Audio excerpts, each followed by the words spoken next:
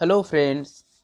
তো আমরা আজকে আমাদের আরেকটি নতুন চ্যাপ্টার ধারকত্ব ও ধারক, ক্যাপাসিটেন্স অ্যান্ড ক্যাপাসিটার চ্যাপ্টারটি নিয়ে আলোচনা করব। তো আজকে শুরু করা যাক আমাদের বিষয়টি।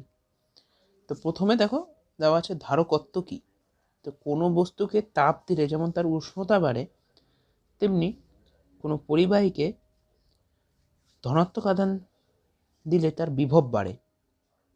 ঠিক আছে, কিন্তু বিভিন্ন বস্তুকে সমপরিমাণ তাপ দিলে তার উষ্ণতা সমভাবে বৃদ্ধি পায় না, কারণ বস্তুগুলির তাপ ধারণ ক্ষমতা বা তাপগ্রাহিতা থার্মাল ক্যাপাসিটি এক নয়।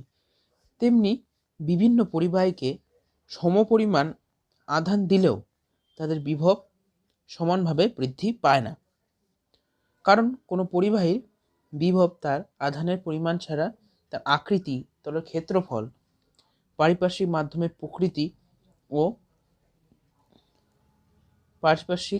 মাধ্যমের প্রকৃতি এবং অন্যান্য পরিবাহীর উপস্থিতির উপর নির্ভর করে।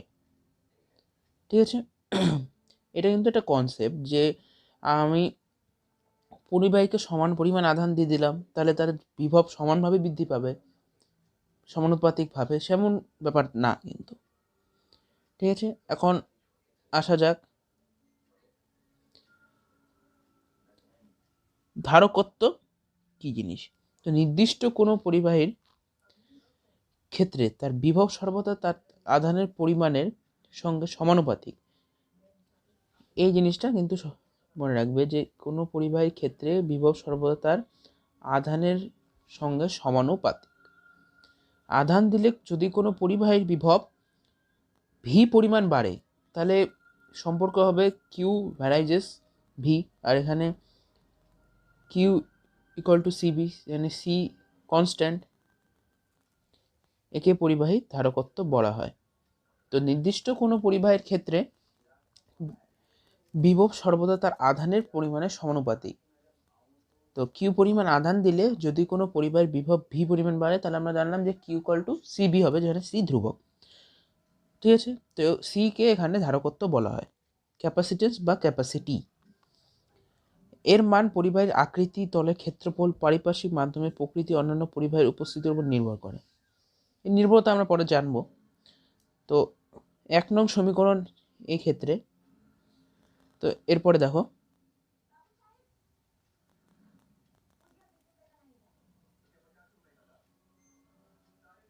এখানে দেখো 1 নং সমীকরণ থেকে পাওয়া যায় C equal to Q by V. ঠিক আছে, C equal to Q by V. তো ধারকত্ব হবে আধানের, এখান থেকে তো সি ইকুয়াল টু কি লেখা যায়, কিউ বাই ভি। তো ধারকত্ব হবে আধানের পরিমাণ বাই বিভব বৃদ্ধি। এটাকে 2 নং সমীকরণ দেওয়া হলো। এখন ভি ইকুয়াল টু যদি 1 এবং সি ইকুয়াল টু যদি ভি যদি 1 হয়, তাহলে সি ইকুয়াল টু কী হবে, কিউ। তাহলে কোনো পরিবাহীর বিভব একক পরিমাণ বৃদ্ধি করতে যে পরিমাণ আধানের প্রয়োজন হয়, তাকে উক্ত পরিবাহীর ধারকত্ব বলা হয়। ঠিক আছে, তারপর ধারকত্ব একটি স্কেলার রাশি, মানে মান আছে কিন্তু কোনো অভিমুখ নেই। ঠিক আছে, এরপরে ধারকত্বের একক। তো ধারকত্বের সিজিএস পদ্ধতিতে ধারকত্বের একক 1 ইএসইউ মানে ইএসইউ, এবং ভি এর একক মানে বিভব প্রভেদের একক হলো ভোল্ট। সরি, এটা সিজিএস পদ্ধতি, তাহলে হবে ইএসইউ।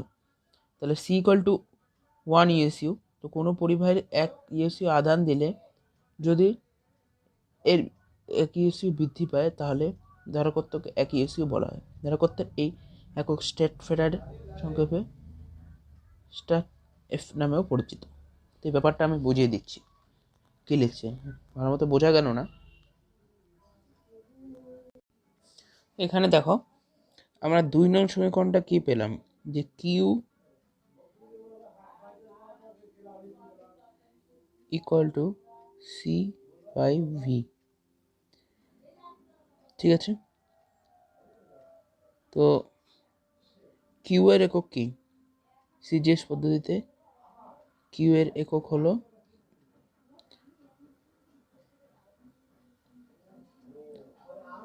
সিজিএস এর একক হলো ইএসইউ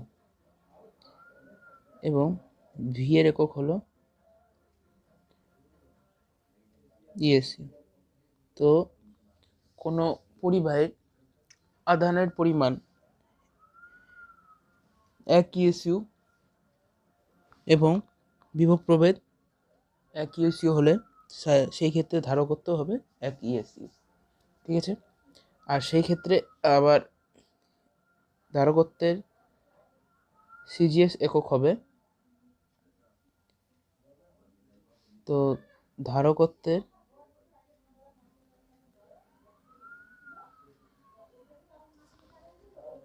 সিজিএস একক হবে স্ট্যাট ফ্যারাডে। ঠিক আছে, আর এসআই পদ্ধতিতে হবে,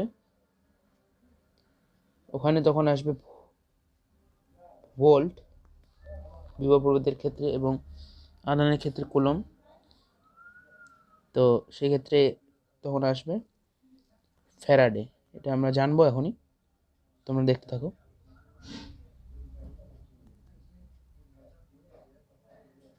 তো কি দেখলাম যে সিজিএস পদ্ধতিতে একক হলো স্ট্যাট ফ্যারাডে। ঠিক আছে, পরে দেখো এসআই ধারকত্ব একক ফ্যারাডে, ধারকত্বের ব্যবহারিক একক বটে। তো পরিবাহীর, তো এই প্রশ্নটা আসতে পারে যে ধারকত্বের ব্যবহারিক একক কী, তখন বলতে হবে যে ফ্যারাডে। ঠিক আছে, তো দেখো কোনো পরিবাহী 1 কুলম্ব আধান দিলে সেটি বিভব 1 ভোল্ট বৃদ্ধি পায়। কোনো পরিবাহীকে 1 কুলম্ব আধান দিলে সেটির ভোল্ট মানে সেটির বিভব যদি 1 ভোল্ট বৃদ্ধি পায় তাহলে ওই পরিবাহীর ধারকত্বকে 1 ফ্যারাড বলা হয়।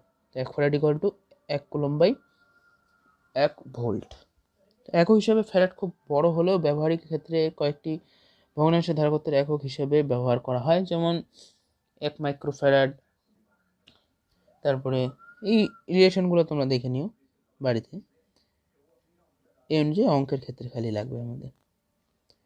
ঠিক আছে, নোট করে নেবে তোমরা। তো ফ্যারাডে আর ইউএস এর মধ্যে সম্পর্ক, এই জিনিসটা আসে পরীক্ষায়। ফ্যারাডে এবং ইউএস এর মধ্যে সম্পর্ক, 1 কুলম্ব ইকুয়াল টু কি 3 × 10⁻10 3 × 10⁻9 ইএসইউ এবং 1 ভোল্ট 1/300। তো এখানে আমরা যদি বসাই সেক্ষেত্রে আসবে 1 ফ্যারাড ইকুয়াল টু 9 × 10⁻11 ইএসইউ। ঠিক আছে, সেক্ষেত্রে 1 মাইক্রোফ্যারাড, তারপরে বাকি অন্যান্য এককগুলো পাওয়া যাবে। এরপর আসলো ধারকত্বের মাত্রা। ধারকত্বের মাত্রা ধারকত্বের মাত্রার ক্ষেত্রে আমরা দেখি C equal to Q by V, Q equal to W by Q. এটা কোথা থেকে আসলো?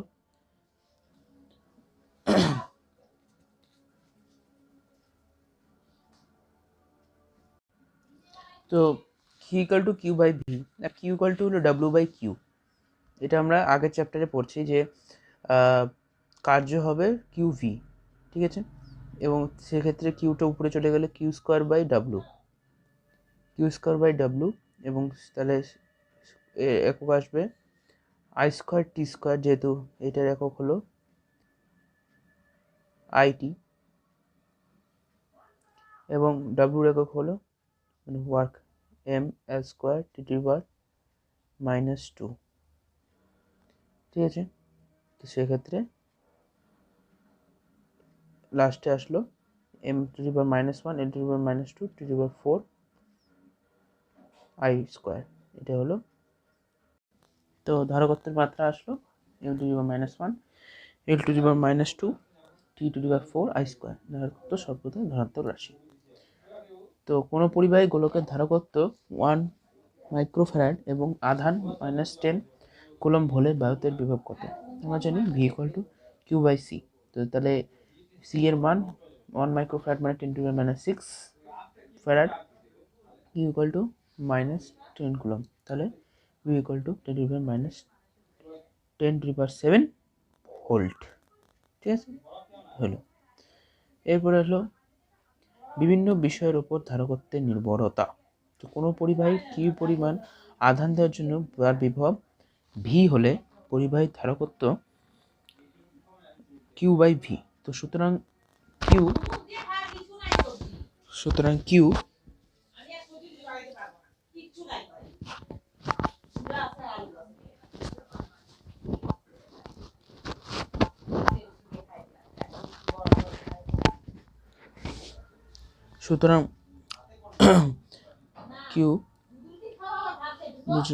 তার বিভব বৃদ্ধি ভি হলে পরিবাহীর ধারকত্ব Q C equal to Q by V. Q অপরিবর্তিত থাকলে সি বেড়ে যায়, অর্থাৎ যেসব বিষয়ের উপর ভি এর মান নির্ভর করে সেই সব বিষয়ের জন্য সি এর মানও পরিবর্তিত থাকবে। আধানের জন্য পরিবাহীর বিভব বাড়লে ধারকত্ব কমবে, বিভব কমলে ধারকত্ব বাড়বে, যেহেতু ব্যস্তানুপাতিক সম্পর্ক এই ব্যাপারটা।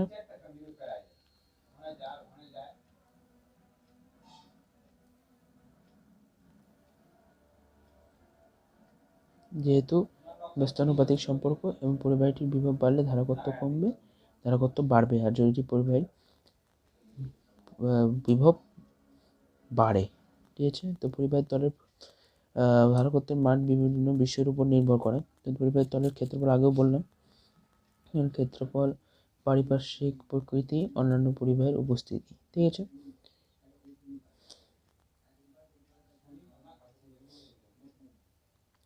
তো এখানে একটা উদাহরণ আছে, তোমরা দেখে নিতে পারো, এটা ভালো করে পড়ে নিতে পারো, সেমন কোনো ইম্পর্টেন্ট না জিনিসটা।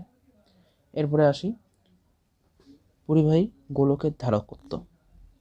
তো মনে করা যাক একটি পরিবাহী গোলকের ব্যাসার্ধ আর এবং একে কিউ আধানে আহিত করা হলো। সাধারণ একটি আহিত গোলকের ক্ষেত্রে বহিস্থ কোনো বিন্দুতে তার প্রভাব বিবেচনা করার সময় এরকম কল্পনা করা হয় যে তার সম্পূর্ণ আধান গোলকের কেন্দ্রীভূত আছে, এটা ধরে নেওয়া হয়। তো পরিবাহী গোলকের বিভব হবে V equal to 1/4πε Q by R, epsilon nought এটা। তো সেক্ষেত্রে গোলকের ধারকত্ব কিউ বাই ভি, তো কিউ ইকুয়াল টু হবে কিউ বাই আর, যদি মান বসাই সেখানে, তো 4πε0 আর। তো 1/4πε0 মান হলো 9 × 10⁹ নিউটন মিটার স্কোয়ার কিলোমিটার/-2। সেক্ষেত্রে সমীকরণ 1 নং সমীকরণ কোনটা? 1 নং সমীকরণ হলো এটা। তো তারপরে 1 নং সমীকরণে শূন্য স্থানে গোলকের ধারকত্ব হবে সি ইকুয়াল টু r/10⁹ এসআইতে, ঠিক আছে।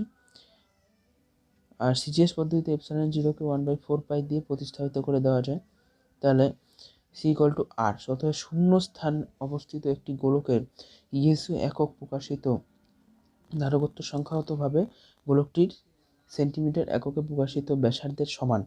তাই সিজিএস পদ্ধতিতে ধারকত্বকে অনেক সময় সেন্টিমিটার এককে প্রকাশ করতে হয়, অর্থাৎ 10 সেন্টিমিটার ধারকত্ব বলতে ধারকত্ব বোঝায়। এই জিনিসটা আমরা আগেও পড়লাম যখন, এখন ব্যাপারটা কিন্তু ক্লিয়ার হয়ে গেল আরো ভালো মতো ভাবে, ঠিক আছে। যেহেতু বলছে যে শূন্যস্থানে অবস্থিত গোলকের ইএসইউ একক প্রকাশিত ধারকত্বের সংখ্যাগতভাবে সেন্টিমিটার এককে প্রকাশিত ব্যাসার্ধের সমান। সিজিএস পদ্ধতিতে ধারকত্বকে অনেক সময় সিএম এককে মানে সেন্টিমিটার এককে প্রকাশিত করা হয়, তাহলে 10 সেমি ধারকত্ব বলতে 10 ইএসইউ ধারকত্বকেই বোঝায়। এরপরে আহিত পরিবাহীর স্থিতিশক্তি, এটা আমাদের আজকের লাস্ট টপিক। তার আগে যদি তোমরা আমাদের চ্যানেলটিকে সাবস্ক্রাইব করোনি তাহলে অবশ্যই সাবস্ক্রাইব করে নাও এবং বেল আইকনটি প্রেস করে দাও, তাহলে আমাদের ভিডিওটি সবার আগে দেখতে পাওয়ার জন্য, ঠিক আছে। তো শুরু দেখা যাক কী আছে। আহিত পরিবাহীর স্থিতিশক্তি, potential energy of a charged conductor. তো কোনো পরিবাহীকে আধান দেওয়ার সময় কিছু কাজ করতে হয়, এই কাজ করতে যে শক্তি ব্যয়িত হয় তা আহিত পরিবাহীটিতে স্থিতিশক্তি হিসেবে সঞ্চিত থাকবে, ঠিক আছে। যে পরিমাণ কাজ করতে হয় তা স্থিতিশক্তির উপর সঞ্চিত থাকবে। তো মনে করা যায় এটি পরিবাহীর ধারকত্ব সি এবং একে কিউ পরিমাণ আধান দেওয়া হলো, ফলে বিভব হলো ভি। তো পরিবাহ আয়তকরণের সময় মনে করতে পারি যে কিউ আধানের সবটাই একসঙ্গে পরিবাহীকে না দিয়ে ক্ষুদ্র ক্ষুদ্র পরিমাণে এনে পরিবাহীকে দেওয়া হলো, একবারে দেওয়া হলো না, মানে ধাপে ধাপে। তো প্রথমে পরিবাহীর আধান শূন্য ছিল, সুতরাং তার বিভবও শূন্য। ক্রমান্বয়ে আধান দেওয়ার ফলে পরিবাহীর বিভব বৃদ্ধি পেতে থাকবে। ঠিক আছে, তো পরিবাহীর আধান যেহেতু শূন্য ছিল, তার বিভবও শূন্য ছিল, তো ক্রমান্বয়ে যেহেতু সমানুপাতিক সম্পর্ক, তাহলে আধান বৃদ্ধির সঙ্গে তার বিভবও বৃদ্ধি পাবে। তো সুতরাং আধানগুলি দেওয়ার সময় পরিবাহীটি কোনো নির্দিষ্ট বিভবে থাকে না। সুতরাং আধানগুলি দেওয়ার সময় পরিবাহীটি কোনো নির্দিষ্ট বিভবে থাকে না। এইভাবে মোট কিউ আধান দেওয়া হলে পরিবাহীটির বিভব হবে ভি। ঠিক আছে, সুতরাং আধানগুলি দেওয়ার সময় পরিবাহীটির কোনো নির্দিষ্ট বিভব থাকে না। এইভাবে মোট কিউ আধান দেওয়া হলে পরিবাহীটির বিভব হবে ভি। প্রথমে বিভব ছিল 0, শেষে হলো ভি। তো গড় বিভব কি? গড় বিভব v/2।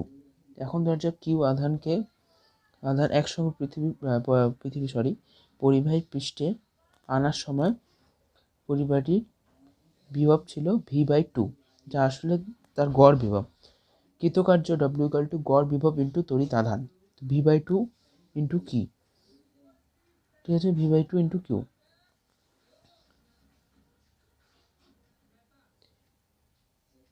এই লাইনটা দেখো, গড় বিভব ইন্টু তড়িৎ আধান। তো v/2 into Q = half Q V. তাহলে এখানে লেখা যায় half CV into V, CV square, যেহেতু কিউ = সিভি। এখানে আবার লেখা যায় হাফ ইন্টু সিভি স্কোয়ার, বা তারপর লেখা যায় হাফ সি, তারপর কিউ বাই সি। এরকম করে ফর্ম 3টা অঙ্কের ক্ষেত্রে রাখবে। এই কার্য আয়ত পরিস্থিতিতে স্থিতিশক্তি হিসেবে সঞ্চিত থাকবে। তো পরিবাহীটির স্থিতিশক্তি হবে half Q V = half CV square, বা half Q square by C. এটা কিন্তু আসে পরীক্ষায়। ঠিক আছে, তো আমরা কীভাবে করলাম প্রমাণটা? প্রথমে আমরা যে আধানটিকে ধাপে ধাপে দিলাম ক্ষুদ্র ক্ষুদ্র পরিমাণে, এর ফলে তার বিভব বৃদ্ধি পেতে থাকবে। তো শেষ পর্যন্ত বিভব হলো ভি। তো গড় বিভব বার করলাম, গড় আধান বার করলাম। গড় আধান তো হবে না, তড়িৎ আধান হবে, মানে মোট যে পরিমাণ আধান দেওয়া হলো। তো মোট তড়িৎ আধান হবে কিউ। তো সেক্ষেত্রে v/2 into Q, half Q V. তারপরে এখানে তারপরে কিউ = সিবি, এই জিনিসটা বসিয়ে আমরা পেলাম। ঠিক আছে, half Q square by C. CV এবং কিউ এককে প্রকাশিত হলে স্থিতিশক্তির একক হবে আর্ক। ঠিক আছে, সিভি কিউ ইউএসি মানে ধারকত্ব স্ট্যাটফ্যারাড, তারপরে বিভব প্রভেদ তো ভোল্ট হবে না, এক্ষেত্রে হবে ইউএসইউ, আধান ইউএসইউ। তাহলে এককে প্রকাশিত হলে স্থিতিশক্তির একক হবে আর্ক। ঠিক আছে, যথাক্রমে ফ্যারাড, ভোল্ট, কুলম হবে। স্থিতিশক্তির একক হবে জুল। এটা বলে গেল। এটা কলমবিদ্যার সাহায্যে করা যায় এই প্রমাণটি, তোমরা দেখে নিতে পারো। মনে করা যাক মানে পরিবাহীটিতে কোনো এক মুহূর্তে পরিবাহীর আধান ও বিভব যথাক্রমে স্মল কিউ স্মল ভি, তো কিউ = সিভি। এখানে পরিবাহীটিতে ক্ষুদ্র ডি কিউ আধান দিলে ভি বিভবজনিত বিকর্ষণ বলের বিরুদ্ধে কৃতকার্য DW = VDQ। ঠিক আছে, যেটা আমরা জানি W = VQ, এখানে ব্যাপারটা দেখানো হলো। তাহলে অতএব অনাহিত অবস্থা থেকে শুরু করে পরিবাহীতে মোট কিউ পরিমাণ আধান আহিত করার জন্য মোট কৃতকার্য W = ইন্টিগ্রেশন করতে হবে মোট কৃতকার্য, যেটা এখানে স্মৃতিশক্তি রূপে সঞ্চিত থাকবে। তো এখানে আপার লিমিট কিউ এবং লোয়ার লিমিট হলো 0, Q by C D Q. তাহলে half Q square by C, half CV square = half QV. এই কৃতকার্য আহিত পরিবাহীটিতে শক্তি হিসেবে সঞ্চিত থাকবে। তো বন্ধুরা, এই ভিডিওতে এতটুকুই। তোমরা পরের ভিডিওতে অবশ্যই আমাদের চ্যানেলের সঙ্গে থেকো এবং আমাদের চ্যানেলটি অবশ্যই সাবস্ক্রাইব করো। ঠিক আছে, আজকে ভিডিওতে এতটুকুই। তো আমরা এখানেই ভিডিওটি শেষ করছি। ধন্যবাদ।